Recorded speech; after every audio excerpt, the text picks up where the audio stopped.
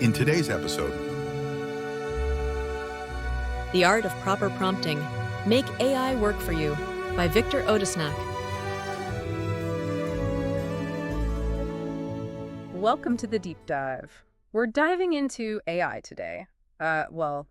Prompting AI, like ChatGPT, Gemini, Bard, all that. It seems like everyone's talking about AI these days. Yeah, it's pretty wild, right? I mean, it's changing everything so fast. It really is. And we want to, help you guys figure out how to actually use this stuff. Not just, hear about it, but, really use it. Right. Make it work for you. Exactly.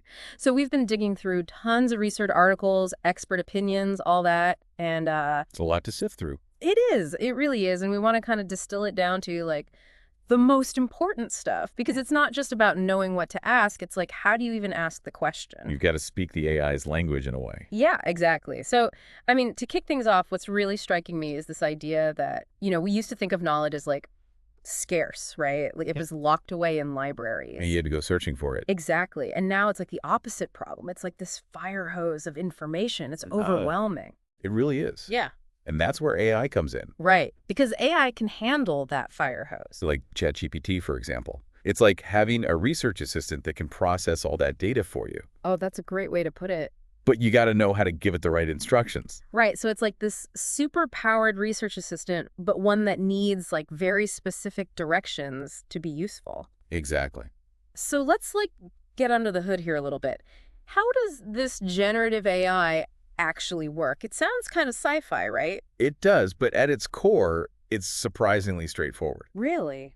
Yeah, these AI models, especially the ones using transformer models, they're basically trained on a massive amount of text data. Okay, so they've read the entire internet. Basically. And they learn to identify patterns in all that data. Imagine reading a book and being able to predict the next word or sentence based on what you've already read.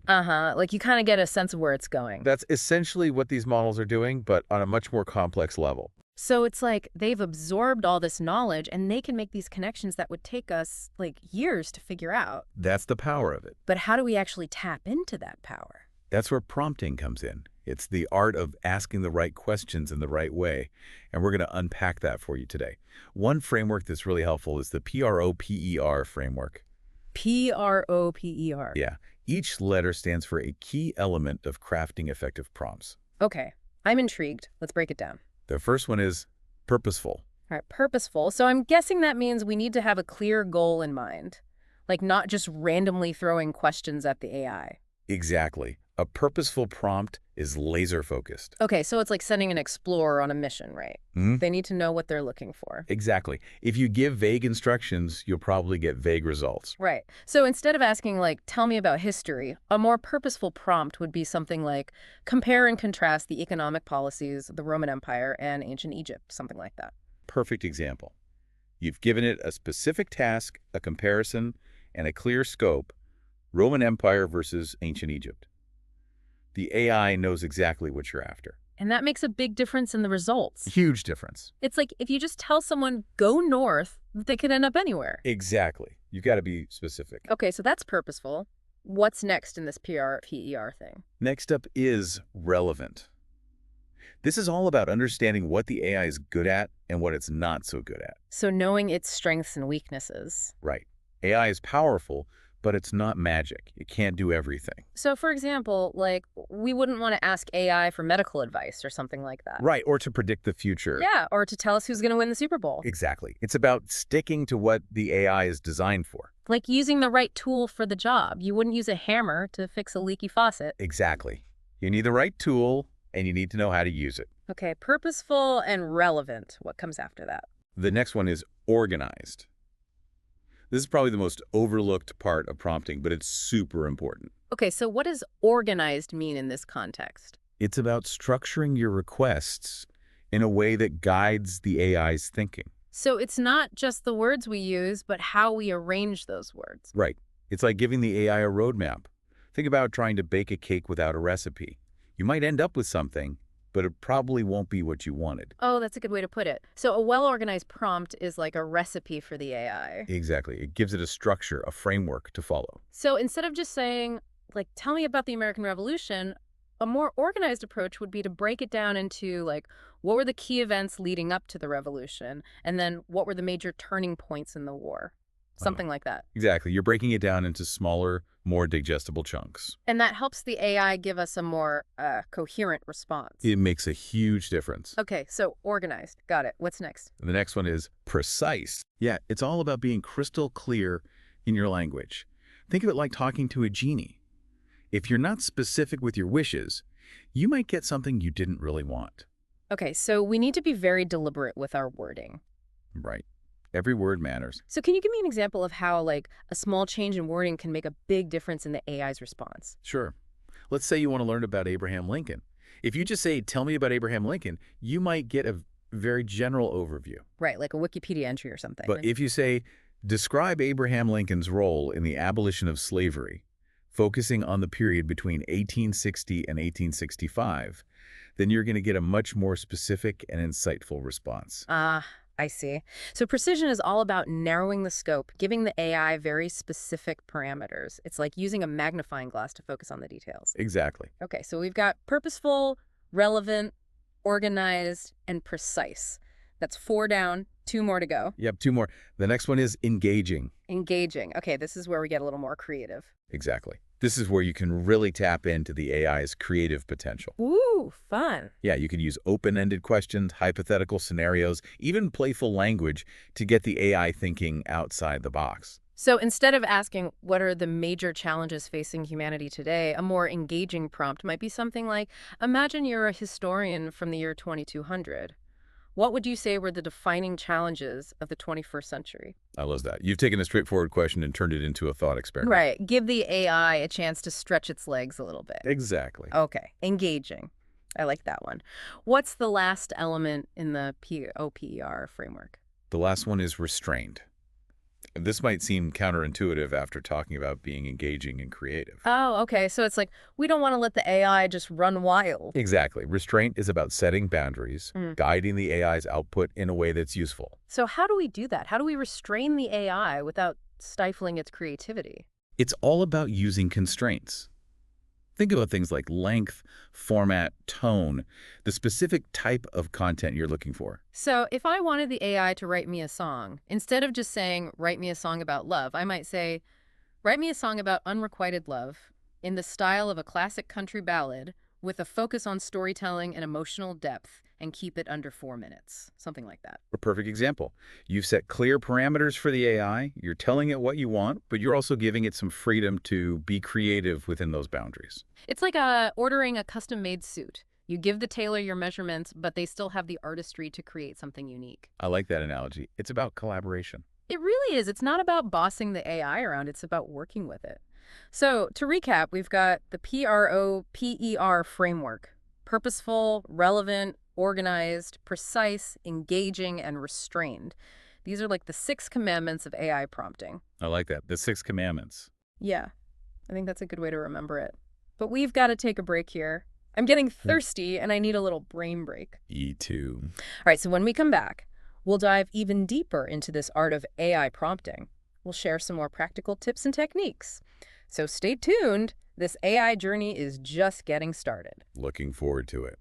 Welcome back to our deep dive, into this whole world of AI prompting. Yeah, it's pretty mind-blowing stuff, right? It is. And before the break, remember we were talking about that P.R.O.P.E.R framework. The 6 commandments of AI prompting. Exactly. Yeah, I think that's a good way to remember it, those 6 key elements. Definitely a good starting point. Right. But now it's like, okay, we've got the tools. Right. Now how do we actually use them? How do we build something amazing with these tools? Exactly. And one of the most powerful tools, well, it's not really a tool. It's more like an ingredient. Ooh, okay. I like that. It's knowledge. Yeah. The more you know about a topic, the better your prompts will be. Right. It makes sense that if you understand something, you're going to be better at asking questions about it. Exactly. But what if you're just starting to learn about something new? Can AI still be helpful? Absolutely. AI can be a fantastic learning companion. Oh, interesting. Think of it like a guide that can help you explore this new territory, this new subject you're interested in. Okay. You can start with really broad questions and then use the AI's responses to refine your understanding and ask more targeted questions. So it's like having a conversation with a really knowledgeable friend? That's a great way to put it. Someone who can point you in the right direction. And as you learn more, Uh-huh. you can start to use the AI to dig deeper into specific aspects of a topic, Okay. or to analyze different perspectives, or even to brainstorm creative ideas. So it's not just about getting information from the AI, it's also about like using it to expand your thinking. Exactly. It's a tool for exploration and creativity. And, sometimes Yes. you might find yourself facing a blank page like you're stuck. Oh, yeah. I hate that feeling. Writer's block. Prompt writer's block. Yeah. Exactly. Do you have any tips for overcoming that? One of the best strategies is to look for inspiration from others. Ooh, okay.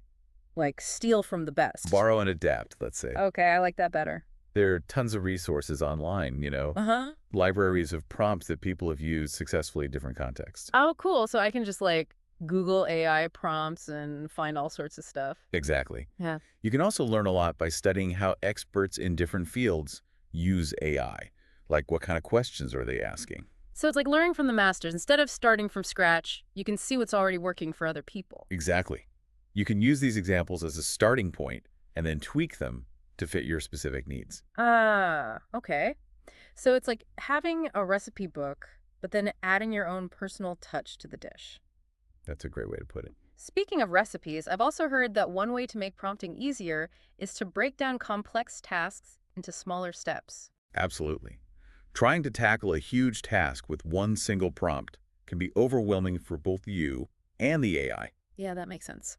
Breaking it down into smaller steps helps you clarify your goals, refine your prompts, and get more focused responses. So, like, if you're writing a novel with AI, instead of saying, write me a novel, you might start with, describe a grizzled detective with a troubled past, something like that. That's a perfect example. Yeah. And then you can build from there. Yeah. Use the AI's response to develop the character, create a setting, come up with a plot. So it's like building a house brick by brick. Exactly. Instead of trying to build the whole thing at once. Much more manageable. Right. And it often leads to more creative and surprising results because you're giving yourself the space to explore different avenues and discover connections you might not have seen otherwise. Ah, so it's not just about making things easier, it's also about, like, opening up more possibilities. Exactly. That's cool. But, okay, what happens when you give the AI a prompt and the response just isn't quite what you were hoping for? What do you do then? Well, that's where the magic of iteration comes in. Iteration. Don't think of your initial prompt as set in stone. Think of it as the beginning of a conversation. A conversation with the AI. Right. Okay. So if the response isn't hitting the mark, you could rephrase your question, Uh-huh. add more context, even change the tone or style. So it's like a back and forth. Exactly. You're gradually refining your request until you get the desired outcome. Okay, so it's not about, like, bossing the AI around. It's about working with it, like you said before. It's a collaboration. Yeah, and that makes sense because the AI is learning from us too, right?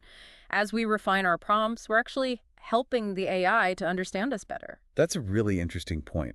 And the more you practice this iterative process, the more fluent you'll become in the language of AI. You'll start to understand its nuances, its strengths, its limitations. And that's when you can really start to unlock its potential, right? Exactly. You'll be able to have these really rich and insightful interactions with the AI. Wow. This is fascinating. We've covered so much ground already, We have. from the basics of prompting to these more advanced techniques like Yeah. iteration. Mhm. But before we wrap things up, I want to touch on one more thing. Oh, We've talked a lot about the power of AI, we have. its ability to process information and be creative and all that. Hmm. But with great power comes great responsibility, right? That's true. So how do we make sure we're using this technology responsibly, ethically? That's something Yeah. I'm thinking about a lot. Yeah, it's a crucial question, especially as AI becomes more integrated into our lives. Right. It's like we've been given this amazing tool, but now we have to figure out how to use it for good. Exactly. And that's what we're going to explore after the break. Welcome back to the deep dive. We were just talking about, AI and responsibility. Responsible AI use. Yeah. It's a big deal, especially now, Sure. with AI becoming more and more a part of our lives. It really is. It's like we've got this incredibly powerful tool, but now we have to figure out how to use it, not just for ourselves, but for, like, the good of everyone. Right. It's not just about efficiency or getting things done faster. It's about using it in a way that benefits humanity. Exactly. So where do we even begin with that? Like, what are the things we need to be thinking about? Well, one of the most important things to remember is that AI is a reflection of the data it's trained on. Okay. So if we're feeding it biased information. You're going to get biased results. Garbage in, garbage out, as they say. Right, right. So how do we make sure we're not feeding it garbage?